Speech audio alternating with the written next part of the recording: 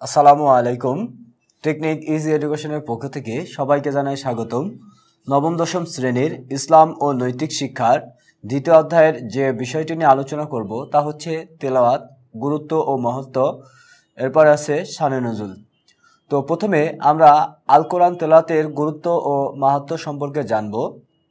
যেহেতু পবিত্র কোরআন আল্লাহ তাআলার কালাম, এই পবিত্র কোরআনকে আল্লাহ রাব্বুল আলামিন মানবজাতির হিদায়াতের জন্য সৃষ্টি করেছেন। আর পবিত্র কোরআন যেহেতু মানুষের হিদায়াতের জন্য নাজিল হয়েছে, তো এই পবিত্র কোরআনকে সুন্দরভাবে শুদ্ধভাবে তিলাওয়াত করাও মানুষের জন্য আবশ্যক। যেহেতু সবচেয়ে নফল ইবাদতের মধ্যে উত্তম ইবাদত হচ্ছে এই কোরআন মাজিদ তিলাওয়াত করা। তো কোরআন মাজিদ তিলাওয়াতের মাধ্যমে আমরা আল্লাহ তাআলার পরিচয় যেমন জানতে পারি, তাছাড়াও আল্লাহ তাআলার আদেশ নিষেধ এই সবগুলোই আমরা জানতে পারি। তো পবিত্র কোরআনের মধ্যে যেহেতু এই কোরআনটিকে আল্লাহ তাআলা মানুষের জন্য নাজিল করলেন উপদেশ স্বরূপ, আর এই কোরআনের মধ্যে আল্লাহ তাআলা মানুষকে বিভিন্ন বিষয় শিক্ষা দিয়েছেন। তো পবিত্র কোরআনের মধ্যে অর্থাৎ কেউ যদি পবিত্র কোরআন মাজিদ তিলাওয়াত করে বা পাঠ করে, তাহলে সে আল্লাহ তাআলার অর্থাৎ বিধিবিধান সম্পর্কে যেমন জ্ঞান লাভ করবে, তাছাড়াও এটাকে বলা হয় জ্ঞান বিজ্ঞানের উৎস। অর্থাৎ বিজ্ঞানীদের জন্য এক বিশেষ হিকমতময় বিষয় হচ্ছে কোরআন। তাছাড়াও একজন ভাষাবিদ তার ভাষার জন্য এটার গ্রহণ করবে। একজন বৈজ্ঞানিক অর্থাৎ ব্যাকরণবিদ, সে এই কোরআনের মধ্য থেকেই তার অর্থাৎ ব্যাকরণের জ্ঞান লাভ করতে পারবে। তাছাড়াও কোরআন মাজিদের যেহেতু কথাগুলো আল্লাহ তাআলার অর্থাৎ আল্লাহ রাব্বুল আলামিন এই কথাগুলো উল্লেখ করেছেন, তাই এই কথাগুলোর মধ্যে কোনো ত্রুটি বা ভুল থাকে না। যেহেতু আল্লাহ রাব্বুল আলামিন, তাই তিনি বলেছিলেন যে জালিকাল কিতাবু লা রাইবা ফি, এটা এমন একটি কিতাব যার মধ্যে সামান্য কোনো সন্দেহের অবকাশ নেই। তো পবিত্র কোরআন আল্লাহ রাব্বুল আলামিন যেভাবে নাজিল করেছিলেন ঠিক তেমনইভাবে আছে, তার কোনো পরিবর্তন হয় নাই। তো আমরা দেখেছি যে এই কোরআনের মাধ্যমে যেহেতু কোরআন মাজিদ দেখে দেখে তেলাওয়াত করাকে মূলত নাজিরা তেলাওয়াত বলা হয়ে থাকে, অর্থাৎ কোরআন মাজিদ দেখে পাঠ করা, এটা নাজিরা তেলাওয়াত বলা হয়। তো আমরা যারা কোরআন মাজিদ শিখি, তো প্রথমে আমরা কোরআন মাজিদের হরফ হরকত এগুলো শিখে তেলাওয়াত করতে থাকি। তো অনেকের ক্ষেত্রে এই পবিত্র কোরআনকে সম্পূর্ণ মুখস্থ করা সম্ভব হয় না, সেক্ষেত্রে তারা দেখে দেখে কোরআন মাজিদ তেলাওয়াত করবে, কেননা দেখে দেখে কোরআন মাজিদ তেলাওয়াত করলেও অনেক সওয়াব লাভ করা যায়। তো পবিত্র কোরআন যেহেতু আল্লাহর রাসূল যখন তিনি তেলাওয়াত করতেন খুব সুশুল অর্থাৎ সুন্দর সুরে এবং তিনি মহব্বত করে বা খুব একাগ্রতার সাথে এই কোরআন মাজিদ তেলাওয়াত করতেন। শুধু কোরআন মাজিদ দেখে দেখে তেলাওয়াত করলেই যে হবে তা নয়, এর মধ্যে অবশ্যই চিন্তা চেতনা করে অর্থাৎ চিন্তা ভাবনার মাধ্যমেও এই কোরআনের কথাগুলো বুঝতে হবে। যেহেতু আমরা বাঙালি অর্থাৎ যারা কোরআনের যেহেতু কোরআন একটি আরবি ভাষার শব্দ বা আরবিতে নাজিল করা হয়েছে, সেই ক্ষেত্রে আমাদের চেষ্টা করতে হবে যে এই কোরআনের ভাবার্থ বোঝার জন্য বা কোরআনের মধ্যে আল্লাহ রাব্বুল আলামিন কোন কাজগুলো করতে বলেছেন এবং কোন কাজগুলো থেকে আমাদেরকে বিরত থাকতে বলেছেন, সেগুলো আমাদেরকে খুব ভালো মতন খেয়াল করতে হবে। তো যেহেতু আমরা দেখেছি যে এই নাজিরা তেলাওয়াত কাকে বলে, তো এরপরে আসে যে নাজিরা তেলাওয়াতের পরে আমরা আরেকটি বিষয় লক্ষ্য করব, সেটা হচ্ছে যে কোরআন মাজিদ মানুষের জন্য একটা উপদেশ স্বরূপ। অর্থাৎ মানুষ যাতে এই কোরআন মাজিদের ধারা বা কোরআন মাজিদের নিয়ম অনুসারে চলে, সেই জন্য কোরআনকে আজ জিকর বা উপদেশ বলা হয়। এই কোরআনের একটি নামও হচ্ছে আজ জিকর, যা উপদেশ হিসেবে গ্রহণ করা হয়। তাহলে মানুষকে কোন দিকে যেতে হবে, কোন কাজ করতে হবে, এর নির্দেশনা দেয় এই পবিত্র কোরআন। তো কোরআনের মধ্যে যেহেতু কোরআনের হরফ, একটি হরফ কেউ যদি উচ্চারণ করে, তাহলে রাসূলুল্লাহ সাল্লাল্লাহু আলাইহি ওয়াসাল্লাম বলতেছে তার একটি নেকি, আর এই একটি নেকিকে আল্লাহ তাআলা আরো 10 গুণ বৃদ্ধি করে দেয়। অর্থাৎ প্রত্যেকটি হরফের, কোরআনের প্রত্যেকটি হরফের বদলতে 10টি করে নেকি অর্জন করা যায়। যেহেতু কোরআনকে বলা হয়েছে জ্ঞান বিজ্ঞানের উৎস, অর্থাৎ বিজ্ঞানীদের জন্য এটি একটি আলোক দ্বীপ স্বরূপ, অর্থাৎ এর মাধ্যমে তারা বিভিন্ন বিষয়ের বিভিন্ন কিছুর তথ্য জানতে পারবে। আর আরেকটা বিষয় আমরা অবশ্যই লক্ষ্য করব, যেহেতু কোরআন মাজিদ নাজিল হয়েছে রাসূলুল্লাহ সাল্লাল্লাহু আলাইহি সাল্লামের জীবনে দীর্ঘ 23 বছর ধরে।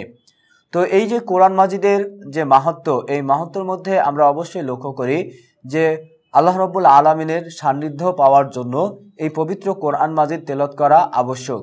যেহেতু কোরআন মাজিদ তেলাওয়াত করলে সুন্দরভাবে বা সুরেলাভাবে কোরআন মাজিদ তেলাওয়াত করতে হবে। তো তাছাড়াও আমরা অবশ্যই মনে রাখব তাজবিদ সহকারে কোরআন মাজিদ তেলাওয়াতের ক্ষেত্রে আমাদের তাজবিদ সহকারে তেলাওয়াত করতে হবে এবং সহি শুদ্ধভাবে তেলাওয়াত করতে হবে।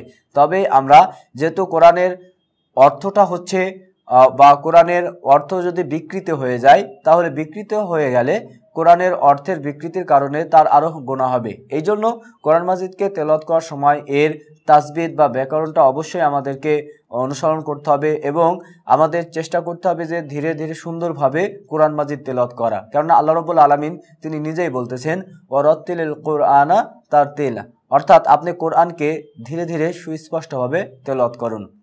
তো রাসূলুল্লাহ সাল্লাল্লাহু আলাইহি সাল্লাম এই কোরআন মাজিদের ফজিলত সম্পর্কে আরও অনেক কথা উল্লেখ করেছেন। তারপরেও এই কোরআন মাজিদ মানুষের সফল কামের জন্য একটা বড় নিয়ামত হতে পারে। কেননা মানুষ যদি তার পার্থিব জীবনে কি করবে, তো পার্থিব জীবনের ফলাফল তো আখিরাতে গ্রহণ করতে হবে। তাই মানুষ যদি কোরআনের ওপরে অর্থাৎ পবিত্র কোরআনের মধ্যে কোন বিষয়গুলো উল্লেখ করেছে বা কোনগুলো মানুষ করবে আর কোনগুলো থেকে বিরত থাকবে, এগুলো যদি মানুষ অনুসরণ করে তাহলে তার জীবনে সফলতা লাভ করবে। তো এরপরে আমরা একটা বিষয় দেখব, সেটা হচ্ছে শানে নজুল। তো শানে শব্দের অর্থ অনেকেই জানে না, তো আমরা জেনে রাখবো শান। এই শান শব্দের অর্থ হচ্ছে, এখানে অনেকগুলো অর্থ দিতে পারি। শান শব্দের অর্থ হচ্ছে সম্মান, আমরা এগুলো খুব ভালো মতন মনে রাখবো। শান শব্দের অর্থ সম্মান, কারণ, এরপরে আছে প্রেক্ষাপট,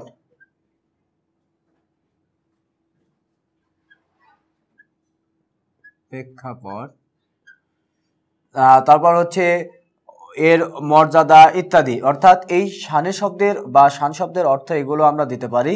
তাছাড়া এরপরে আছে যে নুজুল, বা এই যে নুজুল শব্দ, এটাও কিন্তু একটি আরবি শব্দ। আর নুজুল শব্দের অর্থ হচ্ছে, আমরা দেখে নিব যে অবতরণ করা, অবতরণ। তাহলে শানে নুজুল শব্দের অর্থটা আমরা কি দেখতে পাই? শানে নুজুল শব্দের অর্থ দেখতে পাই যে কারণে বা যে প্রেক্ষাপটে বা যে বিষয়ে পবিত্র কোরআন মাজিদের সূরা বা আয়াত নাজিল হয়, এই প্রেক্ষাপটকে মূলত শানে নজুল বলা হয়। তাহলে শানে নজুলের সংজ্ঞাটা আমরা এভাবে বলতে পারি যে কারণে কোরআনের আয়াত বা সূরা নাজিল করা হয়, সেই কারণ বা আয়াতকেই শানে নজুল বলা হয়। তো যেহেতু আমরা জানি যে রাসূলুল্লাহ সাল্লাল্লাহু আলাইহি সাল্লামের জীবনে দীর্ঘ 23 বছর ধরে, এটা আমরা মনে রাখবো যে পবিত্র কোরআন দীর্ঘ 23 বছর ধরে রাসূলুল্লাহ সাল্লাল্লাহু আলাইহি সাল্লামের জীবন দশায় নাজিল করা হয়েছে। যেহেতু পবিত্র কোরআন একত্রে সম্পূর্ণ নাজিল হয়েছিল বাইতুল ইজ্জা নামক প্রথম আসমানের একটি স্থানে, এরপরে রাসূলুল্লাহ সাল্লাল্লাহু আলাইহি সাল্লামের জীবনে দীর্ঘ 23 বছর ধরে যখন যেখানে যতটুকু আয়াত নাজিল হওয়ার প্রয়োজন হয়েছে সেইভাবে নাজিল হয়েছে। তো আমরা দেখেছি যে রাসূলুল্লাহ সাল্লাল্লাহু আলাইহি সাল্লামের যখন সন্তান মারা গেল, তো ছেলে সন্তান মারা যাওয়ার কারণে কাফের মুশরিকরা তাকে বিদ্রুপ করলো এবং তাকে আবতার বা নির্বংশ বলে আখ্যায়িত দিল বা ধিক্কার জানালো।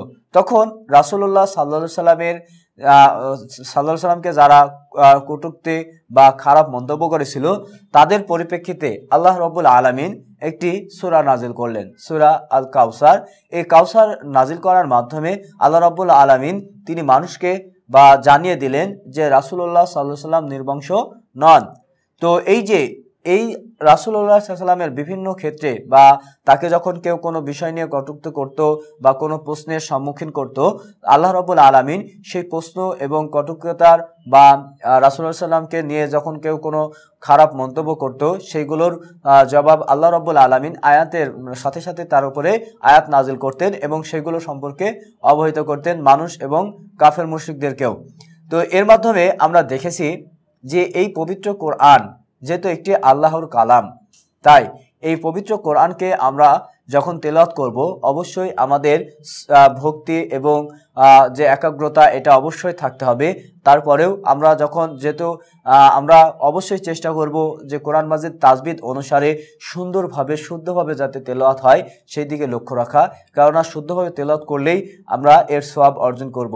আর যদি কেউ কোরআন মাজিদ অশুদ্ধভাবে তেলাওয়াত করে তাহলে এর সওয়াব অর্জন হয় না, বিশেষ করে এতে আরও বেশিরভাগ গুনাহ হয়ে থাকে। আর শানে নুজুলের আমরা একটা বিষয় লক্ষ্য করেছি যে রাসূলুল্লাহ সাল্লাল্লাহু আলাইহি সাল্লামের যেহেতু তিনি বিভিন্ন ক্ষেত্রে এই বিভিন্ন পর্যায়ের যখন কোনো বিষয়ের সম্মুখীন হতেন আর সেটা সমাধান যদি তিনি না পেতেন তাহলে আল্লাহ তাআলা তার সমাধান উল্লেখ করতেন। তো রাসূলুল্লাহ সাল্লাল্লাহু আলাইহি সাল্লাম আরেকটি হাদিসে উল্লেখ করেছেন যে রাসূলুল্লাহ সাল্লাম বলেন, লোহাতে যেমন মরিচা পড়ে পানির কারণে, পানি লাগার কারণে, ঠিক মানুষের অন্তরেও এরকম মরিচা পড়ে। তাহলে একজন সাহাবী জনৈক সাহাবী বললেন যে হে আল্লাহ রাসূল, তাহলে কিভাবে এটার মোচন করা যায়? তখন রাসূলুল্লাহ সাল্লাল্লাহু আলাইহি সাল্লাম বললেন যে এটা মোচন করার সবচেয়ে বড় বা উত্তম পথ হচ্ছে যে বেশি বেশি মৃত্যুর কথা স্মরণ করা এবং কোরআন মাজিদ বেশি বেশি তেলাওয়াত করা। তাহলে আমাদের এই অন্তর থেকে বা আমাদের যে অন্তরে মরিচা পড়বে তো এটা দূরকরণ করার সবচেয়ে সহজ এবং উত্তম মাধ্যমই হচ্ছে এটা। তো শিক্ষার্থী বন্ধুরা, আমরা এই যে পবিত্র কোরআন মাজিদের গুরুত্ব মাহাত্ম্য সম্পর্কে জানলাম এবং শানে নুজুল কাকে বলে এবং শানে নুজুলের যে ভাবার্থ সেটাও আমরা দেখেছি। তো এই ছিল এই আয়াতের বা এই পাঠের সবচেয়ে গুরুত্বপূর্ণ আলোচনা। আশা করি ভালো লেগেছে। ভালো লাগলে অবশ্যই আমাদেরকে লাইক দিবেন এবং সাবস্ক্রাইব করবেন। আসসালামু আলাইকুম ওয়া রাহমাতুল্লাহ।